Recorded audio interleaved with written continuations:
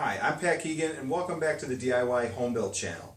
Well, we're going to start constructing the bookcases that are going to sit on top of the base cabinets that we completed in the last video.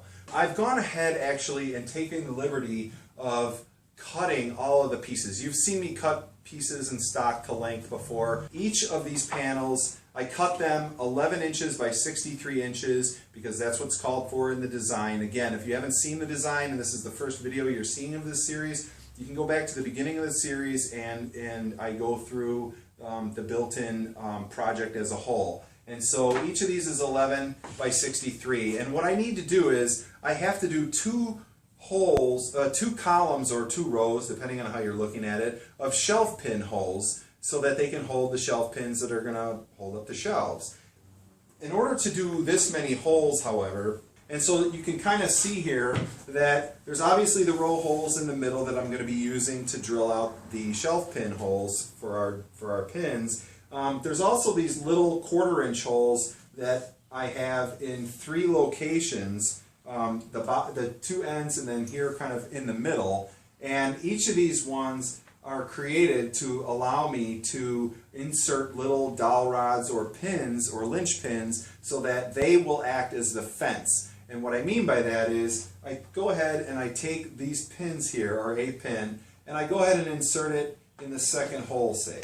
And each of these holes is the first set of holes, 1, 2, 3, which you may or may not be able to see up here. The first set of holes closest to the larger holes is 1 inch away from those holes. The second one is 1.5 inches. The third one is 2 inches, and the fourth one is 2.5 inches. So that I've got some choice as when I'm building the cabinet and drilling the shelf pin holes. I've got some choices with respect to how close or how far away from the edge my holes are going to be. So in this case, they're going to be 1.5 inches. So I'm going to go ahead and put the pins in our jig here and line up the fence.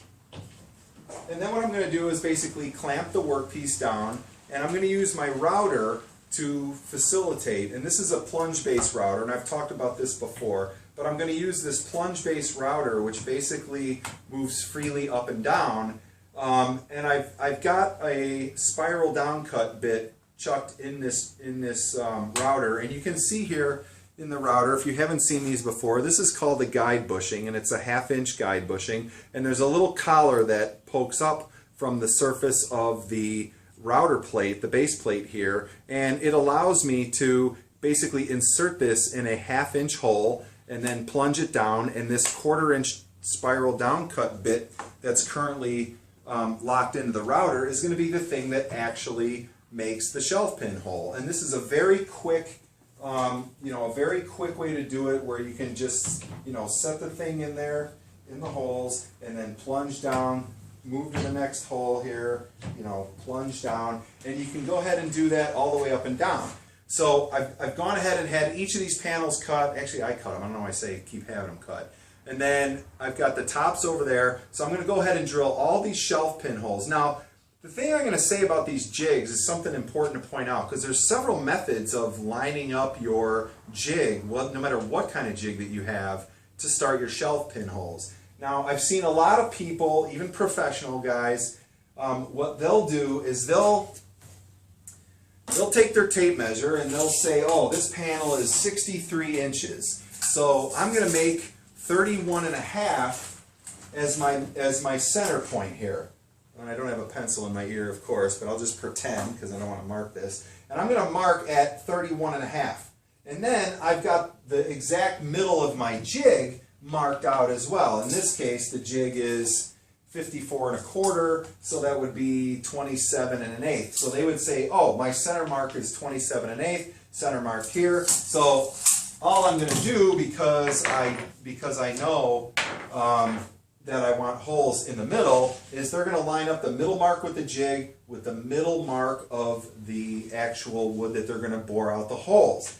And the one reason I don't do it this way is because they're especially in a DIY shop, and especially for people who have shops in their garages like I do, and their basements and things like that, This method only works if the sizes of your boards are exactly the same. And while you might think, oh, well, yeah, I'm cutting them the same, they're going to be the same.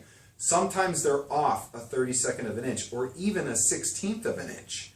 And so if you drill all your shelf pin holes starting at the exact middle of the board, and one board is longer than the other, when you set that thing on the counter that you're gonna, or whatever, the fixed base that you're gonna mount these bookcases, one of them is gonna dip down a little bit because it's a slightly shorter board, and then the holes are gonna be off.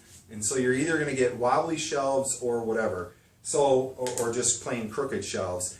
And then if you try to go back and cut the 1/16 of an inch off to square up the board after the holes are done, you can't. It just won't line up. So that's why I always index from the bottom. And I make the bottom of the board flush with the bottom of the jig rather, flush with the bottom of the panel that I'm going to be drilling into. And if you've seen our kitchen video series, you've seen me do this as well.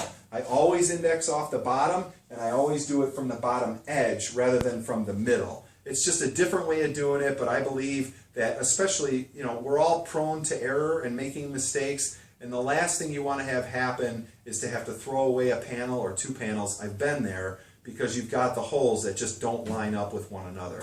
So anyway, I've got this longer jig. We're going to go ahead and get this set up, and I'm going to cut all the holes on these cabinet sides, and then we're going to be ready for some assembly.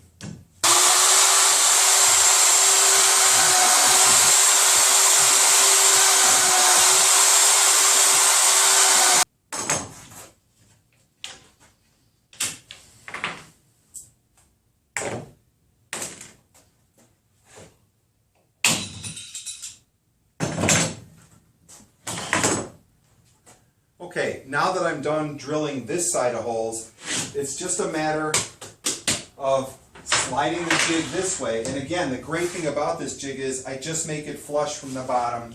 I put the pins back in their 1.5-inch holes, which is over here.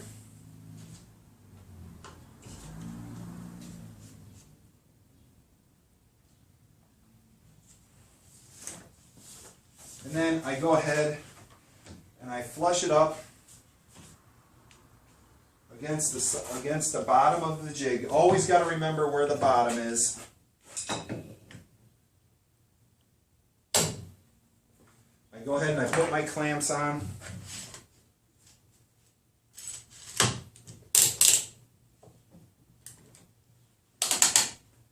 And I'm ready to do the other side. And very quickly I get a lot of holes drilled in a very short period of time, and that's critical. So I'm going to go ahead and finish up these 6 panels, and then we'll be ready again for some assembly.